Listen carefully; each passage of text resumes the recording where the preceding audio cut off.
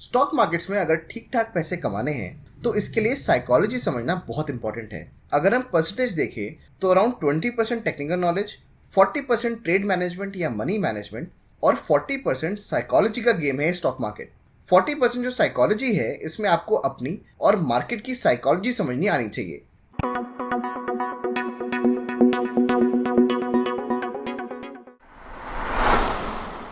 Maximum investors पैसा लगाते हैं और पैसा लगाने के बाद जब स्टॉक नीचे आना स्टार्ट होता है तो दिमाग में सिर्फ एक ही चीज आती है कि जब भी मैं स्टॉक लेता हूं वो नीचे आना क्यों स्टार्ट हो जाता है। ये इसीलिए भी होता है क्योंकि स्टॉक खरीदा होता है या तो टीवी में देखकर या फ्रेंड के बोलने से या किसी से टिप लेने के बाद। अब सोचिए अगर आपने स्टॉक लिया मार्केट की साइकोलॉजी समझने के बाद। अगर अभी आपको कुछ नहीं पता तो एटलीस्ट मार्केट साइकोलॉजी समझने के बाद आपको कुछ तो पता होगा। 100% तो स्टॉक मार्केट को कोई नहीं समझ सकता, बट प्रॉफिट होने की पॉसिबिलिटी बढ़ जाएगी। और अगर स्टॉक नीचे आना भी शुरू हो गया तो आप समझ पाएंगे क्यों नीचे आ रहा है। क्या ये माइनर करेक्शन है या स्टॉक का ट्रेंड रिवर्सल हो गया। कैंडलस्टिक चार्ट मार्केट की साइकोलॉजी समझने में काफी हेल्प करते हैं। ये एक जापानीज आर्ट है जिसको लोग 300 साल से ज्यादा टाइम से यूज कर रहे हैं और ये एक ट्राइड एंड टेस्टेड टेक्निक है जो इंडिया के स्टॉक एक्सचेंज में ही नहीं बट पूरे वर्ल्ड में लोग यूज करते हैं। कैंडलस्टिक पैटर्न्स बहुत सारे होते हैं लेकिन इस कैंडलस्टिक सीरीज में जिसमें बहुत सारी वीडियो हम बनाएंगे सिर्फ इंपॉर्टेंट कैंडलस्टिक पैटर्न को ही समझेंगे जिससे आप मार्केट की साइकोलॉजी को समझ पाएं। तो ये वीडियो फाउंडेशन बनाएगी कैंडलस्टिक की और आने वाली वीडियोस में इंपॉर्टेंट पैटर्न्स होंगे विद एक्चुअल चार्ट किसी भी स्टॉक के जिससे आप कॉन्सेप्ट के साथ प्रैक्टिकल नॉलेज भी ले पाएं। स्टॉक मार्केट में दो इमोशंस बड़े इंपॉर्टेंट हैं। वो है फियर एंड ग्रीड, मतलब डर और लालच। इस फियर एंड ग्रीड से बनता है सप्लाई एंड डिमांड। मान लीजिए आपको एक स्टॉक बहुत अच्छा लग रहा है, उसके प्राइस भी बढ़ रहे हैं तो आप सोचेंगे कि ये स्टॉक को ले लो वरना प्राइस और बढ़ जाएंगे। इससे डिमांड बढ़ेगी और साथ में शेयर का प्राइस भी। अगर स्टॉक नीचे आ रहा है और आपको डर है कि अगर अभी नहीं बेचा तो बड़ा लॉस हो जाएगा तो आप उसे बेच देंगे। इससे स्टॉक की सप्लाई बढ़ेगी और शेयर का प्राइस गिर जाएगा।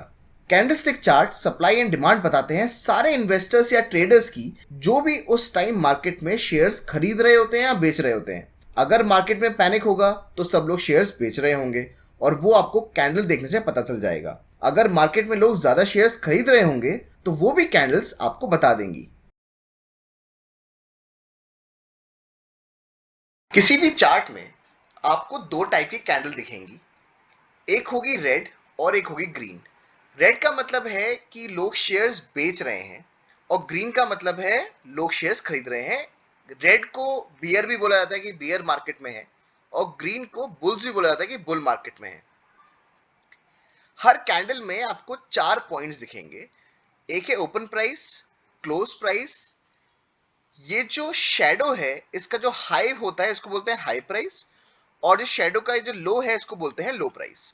ऐसे ही ग्रीन में ये होगा ओपन प्राइस, ये हुआ क्लोज प्राइस, ये शेडो का ऊपर वाला प्राइस हुआ हाई प्राइस और ये हुआ लो प्राइस। अब देखिए रेड और ग्रीन में डिफरेंस क्या है।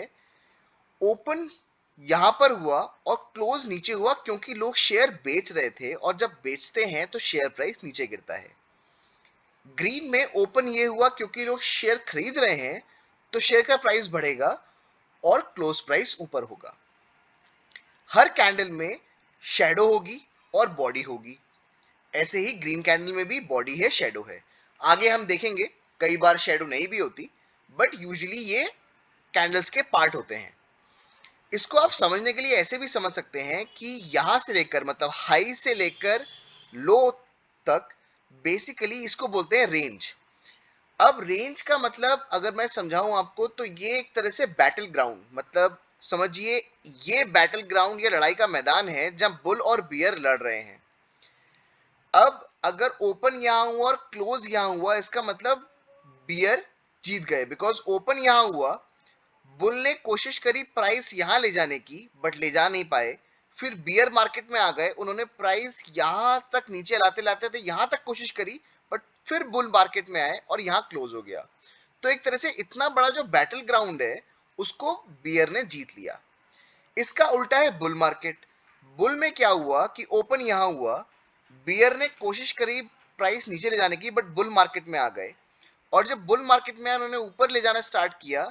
यहां तक वो ले जाना चाहते थे बट बियर मार्केट में आया और यहां क्लोज हुआ। तो एक तरह से देखा जाए तो इस पूरे लड़ाई के मैदान में यहां से लेकर यहां तक एक तरह से बुल थे मार्केट में और उन्होंने लड़ाई जीत ली। ये अगर आप लॉजिक दिमाग में रखेंगे तो अब आगे जो सीरीज है उसमें आपको समझने में बहुत आसानी होगी और आपको कोई चीज लर्न नहीं करनी पड़ेगी, वरना कैंडलस्टिक्स में बहुत सारे पैटर्न्स होते हैं। अगर आप सबको लर्न करना स्टार्ट कर देंगे तो जब रियल टाइम में आप कोई चीज देख रहे होंगे तो आपके दिमाग में इतना कंफ्यूजन आएगा कि कौन सा पैटर्न बन रहा है। बट अगर आप इसको लॉजिक से समझेंगे तो मे बी पैटर्न आपको याद रहे ना रहे, बट लॉजिक आपको याद रहेगा। उससे आपको जब भी आप ट्रेड लेंगे या जब भी स्टॉक्स खरीदेंगे आपको आसानी होगी और आपके ज्यादा प्रोबेबिलिटी सही बैठेगी। तो यही हमारा इस सीरीज से जो हम चाहते हैं वो यही है कि हम आपको कैंडलस्टिक्स पैटर्न्स तो बताएं बट लॉजिक भी बताएं। तो लॉजिक बताने से ये होगा कि आपको याद करने की जरूरत नहीं पड़ेगी, आपकी प्रोबेबिलिटी किसी भी ट्रेड की या प्रॉफिट की बढ़ जाएगी। सो ये एक नॉर्मल कैंडलस्टिक पैटर्न्स या कैंडलस्टिक का बेसिक है। जो आगे जाएंगे हम जब सीरीज में तो वो आपको एक अलग फॉर्मेशंस देखने को मिलेंगी जिसमें ये दो चीजें डोमिनेंट होंगी। कैंडलस्टिक में 3 इंपॉर्टेंट पॉइंट्स होते हैं: कैंडल का कलर, कैंडल का साइज और कैंडल की लोकेशन। कैंडल की लोकेशन बहुत इंपॉर्टेंट है बिकॉज पैटर्न्स कहीं भी फॉर्म हो सकते हैं, लेकिन अगर वो सही लोकेशन पे होंगे तो उनका सिग्निफिकेंस बढ़ जाता है और आपके ट्रेड सक्सेसफुल होने की प्रोबेबिलिटी भी। आई होप आपको वीडियो समझ आया होगा और अगर वीडियो एंड एक्सप्लेनेशन अच्छा लगा हो तो लाइक एंड सब्सक्राइब जरूर करिए। हम मिलेंगे नेक्स्ट वीडियो में।